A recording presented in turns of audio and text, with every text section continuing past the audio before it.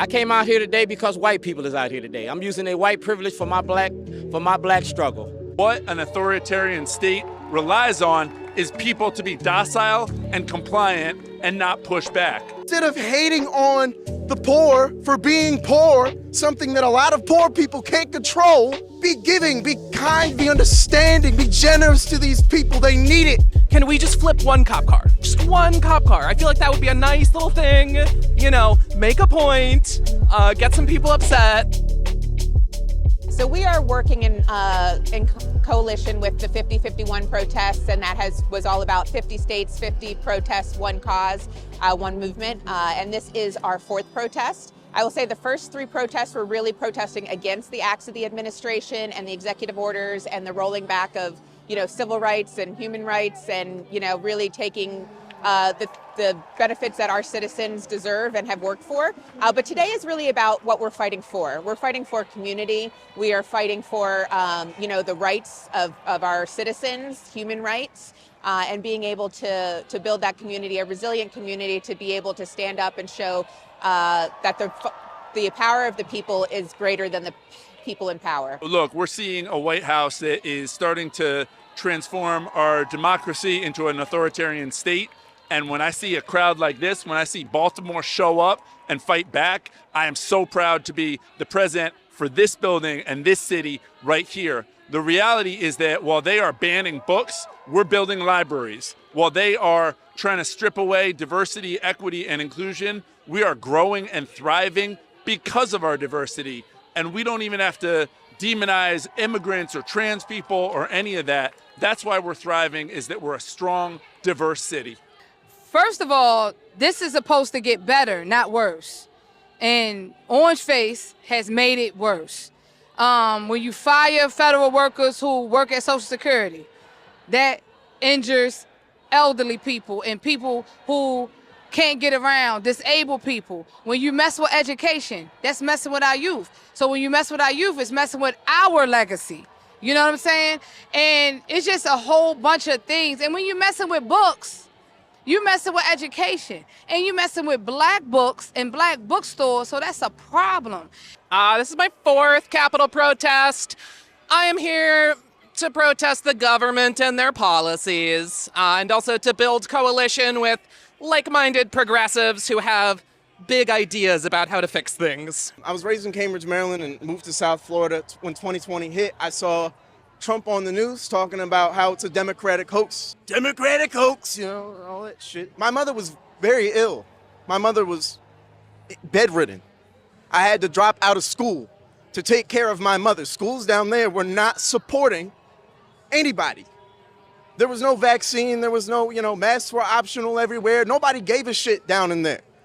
I had to drop out to take care of my mother. And that's when I started to pay attention. I started watching the community impact. I started seeing these things, seeing the cuts to Medicare, seeing the cuts to schools. And I went to underfunded schools. Cambridge, Maryland is already a poor, segregated community. That lack of funding was detrimental to those kids, to me, to my education, to their education. There's people there that are in jail and prison now can't read. So we are teachers in the local Baltimore area, and we are here today because we oppose so much of what is going on. I think that many things that are being done, we all know are not legal, and there's such a campaign of tour de force trying to scare people into submission, and we are here to show physically that we do not agree with what is going on, and we will do everything in our legal power to resist and fight. I've heard that all kinds of services are being cut. You got a bunch of amateur computer programmers running around saying, you're valid, you're not, you're out. And there are ways and means of, cutting government expenses, but not the way they're doing it. They're just creating chaos. The cuts are having an astronomical effect. We used to be able to do things like run tutoring to close achievement gaps. We used to be able to run intervention programs, pay for testing that legitimizes and celebrates students' multilingual achievements. The staffing is getting cut so much. Programs are getting cut. School systems don't want to admit that because they are facing a fiscal situation that is impossible to maintain. The quality, the resources that we have now are less than possibly we've ever had before in my almost 30-year career. I think the other thing is just the climate that our children are living in. When you are an immigrant, when you are a trans kid, when you are black or brown, and or a woman, and all of these actions are coming up and affecting your very existence, it does not help you learn. You are so afraid on a daily basis, whether you can put your finger on it or not. You really. It really impacts kids' ability to learn, and it impacts teachers' ability to focus. I mean, there's a lot, we all have to take a lot more care of ourselves so that we can keep showing up and be able to perform the way we need to perform, and our job gets harder in this kind of climate. We're asked to do more and more and more with less, and it keeps getting less and less and less, and we step up, but it's really hard. It's really hard to keep going, and we've been doing it a long time. We're going to keep doing it, but it's a profession that needs help. It needs support. It needs people support. It needs government support. It needs funds, and they're getting cut. If we support trans kids, if there are a number of things that if we as a public school or we as a district support, our money will get cut, and it doesn't help at all.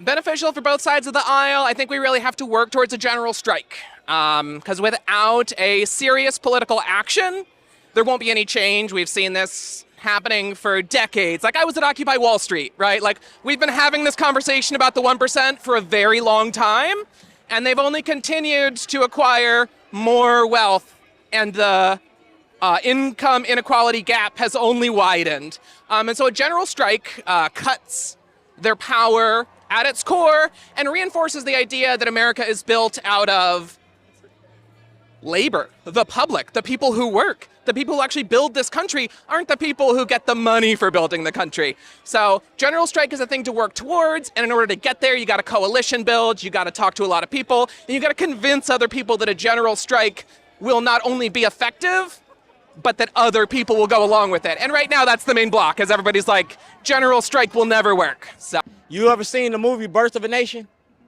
So what's the difference between Birth of a Nation and what's going on today? Only difference is you're going after white people instead of black people. You feel me? So you rebirthing the nation. You want to purge this. You want to bring back what we already fought to fight against. Now white people got to fight the fight we've been fighting. Just fucking with them now. When it comes down to fighting, then call us in the fight. Because we like to fight. We're proactive. We're reactive. We're not proactive. So let the proactive people set the table and let us come turn the plates. We have to rise up, and we have to be louder and stronger than ever. Because at the end of the day, like I said in my speech, white allies, it's going to have to start with you. It's going to have to. And we don't need white guilt. Black people don't need to be saved. We need y'all to take our leadership, and we need to come together, and we need to work together and get this job done. It's us versus them. And it's always been us versus them. But until racist people understand that, we're going to keep fighting.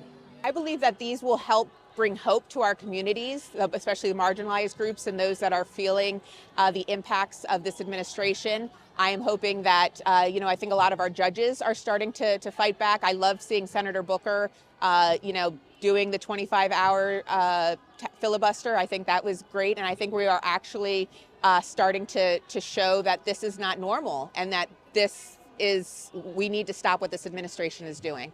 I would like more people to show up. More people like at events like this, but even more people at local governments trying to stand up and not just realize what's going on and help. Yeah, I think that, like, especially show up to a school board meeting, lift each other up. It's not about fighting over the dollars or excluding children from the school, but coming together and saying we want better. And I mean, I hope that we win a lot of court cases and that people really stay in touch with the facts and truth and pay attention to the degree that they can tolerate it.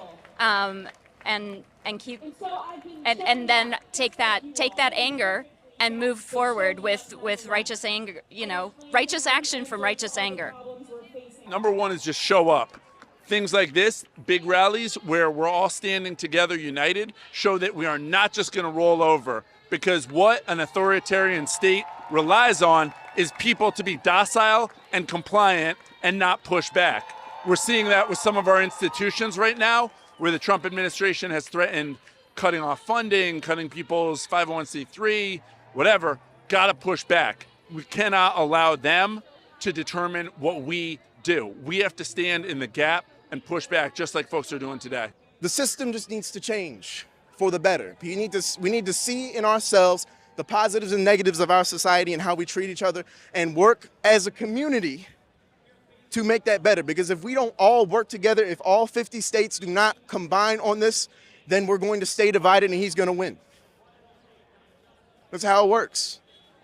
Divided we fall, united we stand. That's how it works. The first step of creation is destruction.